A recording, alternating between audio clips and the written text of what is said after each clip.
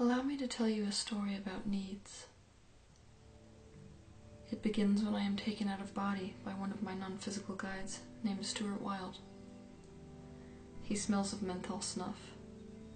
He has a smile that says, I'm plotting something that's going to turn things upside down.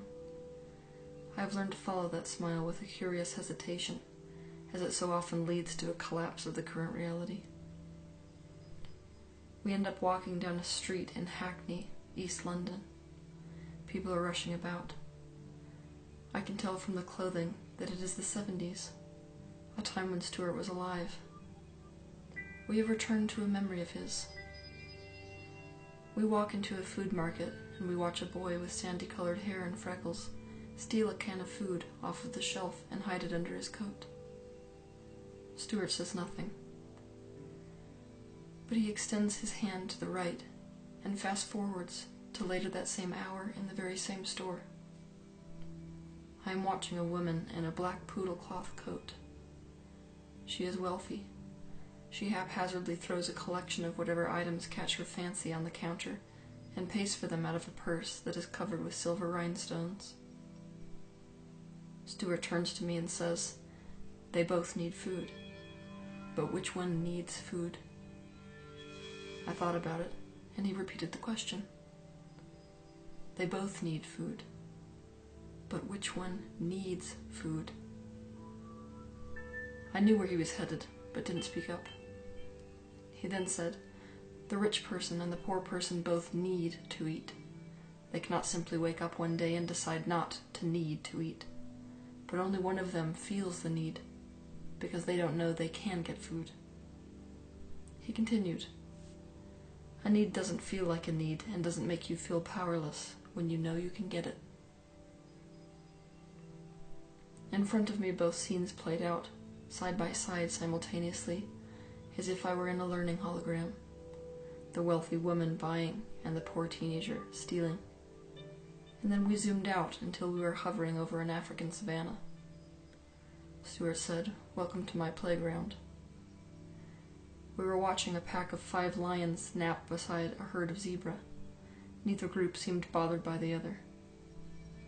Stuart said, "Tell me why the animal kingdom does not suffer like man does." I observed the animals and replied, because man is the only one with a socialization structure that teaches it to resist its own needs. The zebra that needs grass goes to find grass, and the lion that needs the zebra goes to find zebra. Yes, he said. The zebra doesn't waste his bloody time worrying about there not being grass, and it doesn't try to convince itself to learn how to grow grass itself, or become grass and eat itself, or to not need the grass. So the zebra is not disempowered by its own need like the man is. So as to ingrain the concept further, Stuart then brought me to a watering hole in the savannah. It was dried up completely. The suggestion that water was once there was the only thing left, an imprint in the dried and cracked mud. We stood in silence looking at the absence of water. He asked me no questions this time. Instead, he said to me, "People keep waiting for the watering hole to fill up with water. When that doesn't work, they keep trying to figure out how to get the watering hole to produce more water. When that doesn't work, they keep trying to become water so they can drink themselves. And when that doesn't work, they decide that they are not meant to have water. And so, for them, water is a need. Only instead of water, their real need is the intimate connection of companionship. And not once have they ever considered to leave the watering hole that has no water in search of one that does." Stuart took my hands and he said, "You have seen that it is empowering to learn that you are not powerless to other people, either meeting or not meeting your needs, by meeting your own needs.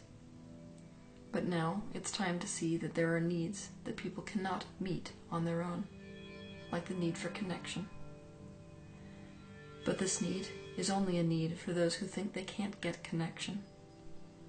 And if this is a need of yours, and you cannot meet the need yourself, the empowerment is in either manifesting someone who wants to meet the need for you, or by doing as the zebra does and going to find grass."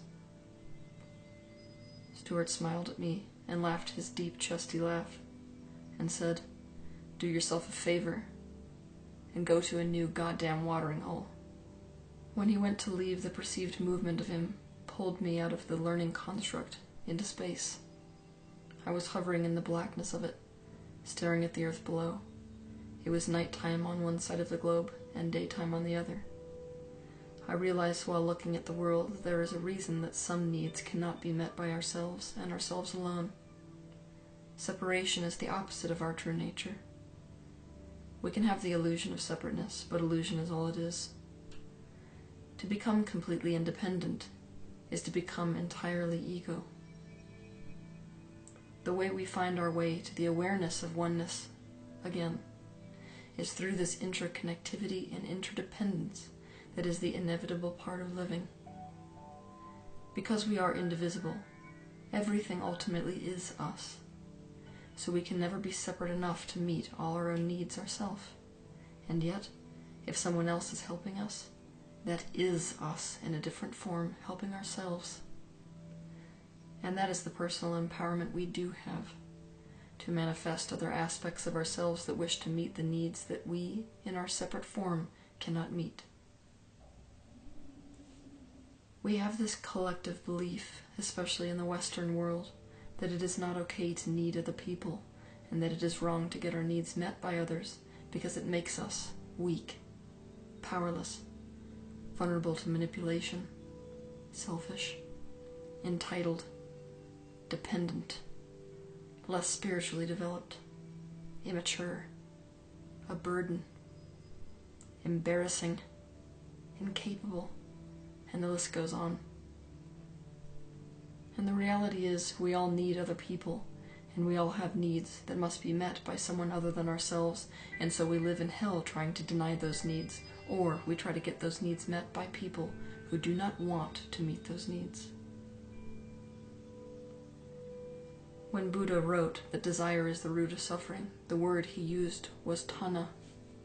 But tanha does not mean desire. It doesn't even mean need. Tanha means thirst.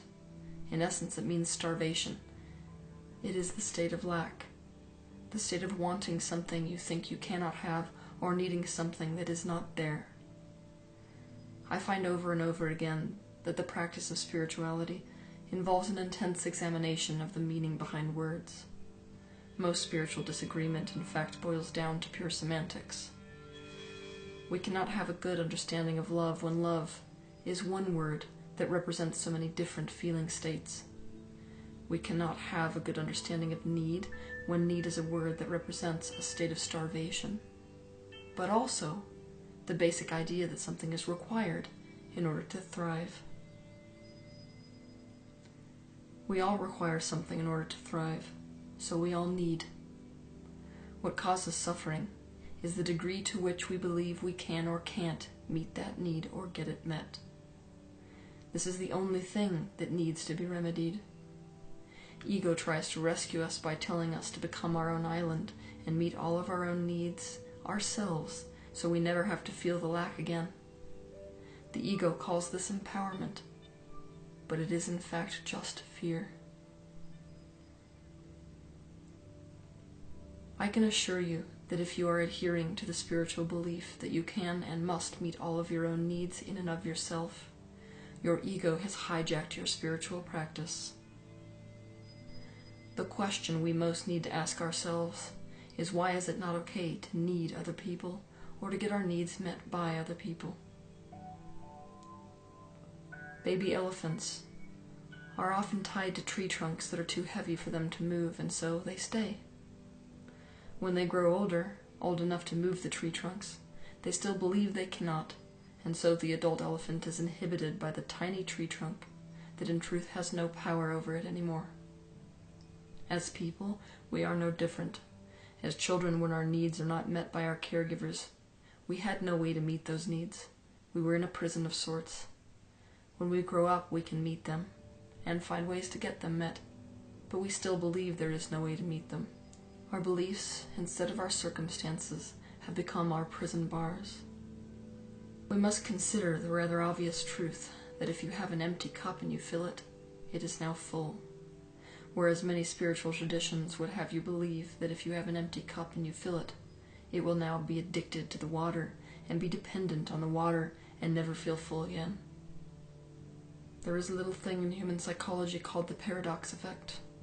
The closer you become to someone, the more secure your relationship is, and the more available they are to you, the more confidently autonomous you become. You can observe this effect between babies and mothers. Personal empowerment has more to do with the security of our connections with other people than it ever had to do with independence. I find it a beautiful notion that if we all met each other's needs and let other people meet our needs, we would never feel a lack for anything. We would never feel the need, because we would never feel the lack in the first place. The notion that we could not have what we need would not be there, and so we would never actually be disempowered. And so I concur with the lesson given to me by Stuart Wilde.